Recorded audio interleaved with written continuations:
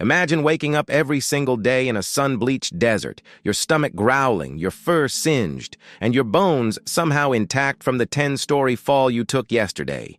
You look around, and there's no food, no shade, no friends, just sand, cliffs, and the echo of your own failure. Congratulations, you're Wile E. Coyote. He's not just a cartoon character. He's a living metaphor for divine cruelty. The universe doesn't just ignore him, it laughs at him. His entire existence revolves around chasing one smug, high-speed bird that refuses to die or even acknowledge his suffering. Every plan fails, every gadget explodes. Every fall ends with a puff of dust and a haunting silence.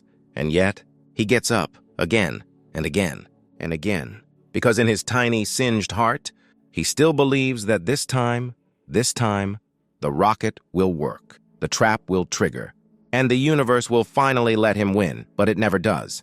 This isn't just slapstick. It's psychological horror disguised as children's entertainment. Wile E. Coyote doesn't live in a cartoon. He lives in purgatory, wrapped in dynamite and denial. If you think about it, Wile E. Coyote doesn't actually live. He just resets. Each explosion, each fall, each bone-snapping impact simply fades to black, and then he's fine again. Standing on the same cliff, staring into the same abyss, ready to repeat the same mistake. It's not perseverance. It's punishment on autoplay. There's no food in his world. No water, no logic. The only thing that exists, the only constant in this barren wasteland, is failure. And the Roadrunner, of course. The embodiment of everything he wants but can never have. A blur of freedom and effortless speed that mocks the coyote's intelligence with one single, merciless beep beep. This isn't a predator chasing prey. It's a desperate creature trying to outrun his own futility. His plans, elaborate blueprints drawn with near-genius precision, are acts of denial, not strategy.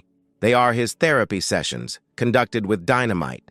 It's a perfect metaphor for modern existence, running after goals that always vanish just before we reach them, while pretending that this time will be different. We laugh at Wile E. Coyote, but deep down we know the joke's on us, because we're all standing at the edge of that same cliff, holding an ACME rocket labeled Hope.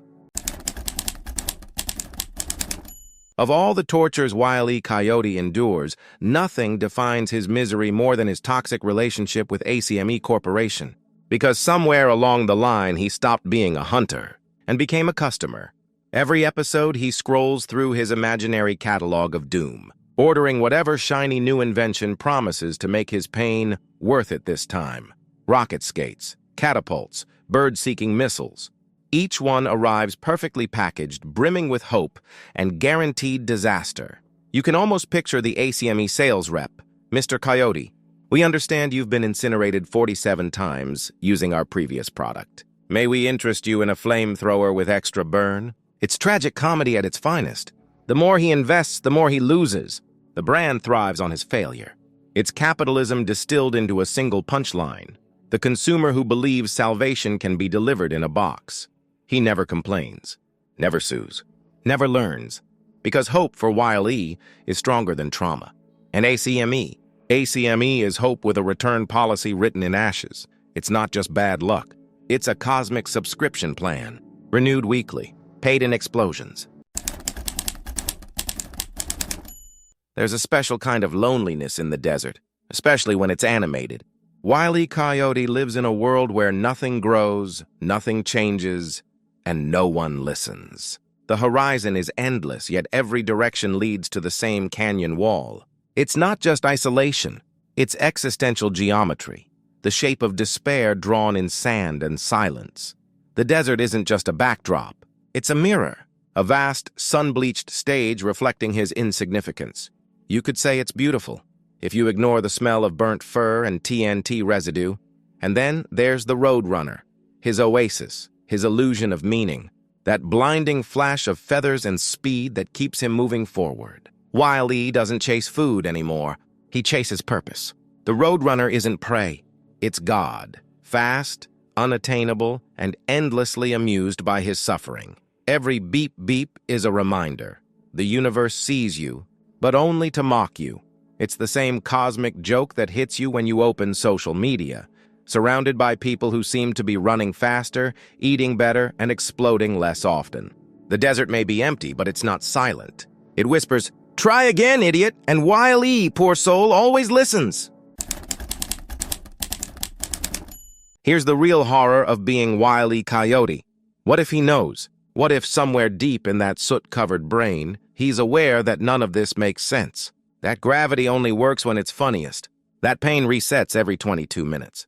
That the laws of physics, mercy, and narrative coherence all exist solely to humiliate him. Imagine the dawning realization.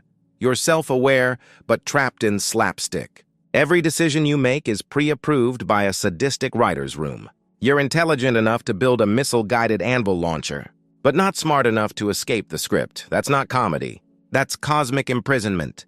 He doesn't chase the roadrunner anymore because he believes he'll catch it. He does it because it's programmed into him. An instinctual loop of suffering dressed as ambition.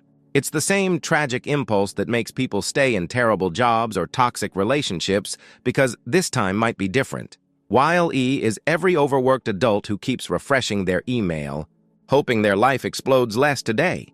He's every dreamer who can't stop trying even after the universe clearly said no. And the worst part? He keeps a straight face. No dialogue, no screams. Just that blank stare into the camera right before the fall, the millisecond of awareness where he understands the punchline is him. It's not just physical pain he endures, it's emotional repetition. The trauma of remembering everything and learning nothing. Wile E. Coyote doesn't suffer because he fails. He suffers because he remembers. There's a fine line between determination and insanity, and Wile E. Coyote crossed it about 6 cliffs ago. He doesn't persist out of courage. He persists because he can't stop. His life is one long motivational poster set on fire. Never give up, they say, as if perseverance were a virtue, not a trap. But for Wile E., giving up isn't an option. The universe won't let him. The instant he falls, he respawns. It's not resilience. It's reincarnated humiliation. The tragedy is that we celebrate his pain. We admire his dedication as he straps on yet another rocket because we've all been taught that effort equals meaning. But what if effort is the cage? What if the punchline of human ambition is that we never realize when to stop? Look at him. A burnt, limping metaphor for hustle culture. Each episode a new grind set. Each failure a learning experience. He doesn't chase success. He chases the illusion that suffering has purpose. And maybe that's what keeps us watching. Because somewhere inside we recognize ourselves in his dusty persistence. The late-night work. The broken dreams. The desperate one last try. The roadrunner isn't his goal anymore. It's his addiction, his coping mechanism.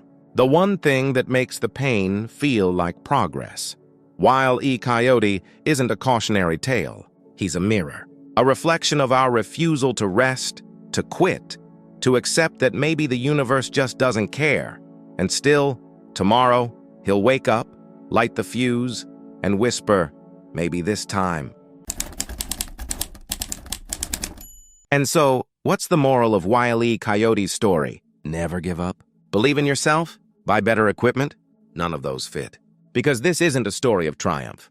It's a story of endurance without reward. Wile E. Coyote is the saint of futility, the martyr of momentum. He doesn't teach us how to win. He teaches us how to continue losing with style. His pain isn't random. It's ritual. Every fall, every explosion, every beep-beep echo is a cosmic sermon about persistence in the face of utter pointlessness. The roadrunner isn't mocking him. It's reminding him and us that meaning is optional. You can keep running without it. Maybe that's the joke. Life doesn't stop when you fail.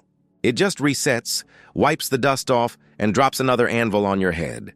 And somehow, we keep laughing, because watching Wile E. suffer gives us comfort. His pain feels familiar, just exaggerated enough to make it funny. He's proof that even in a universe built to humiliate you, you can still get up, brush off the ashes, and order another box from ACME. The truth is simple and awful. Wile E. Coyote never learns because he can't, and maybe that's what makes him eternal.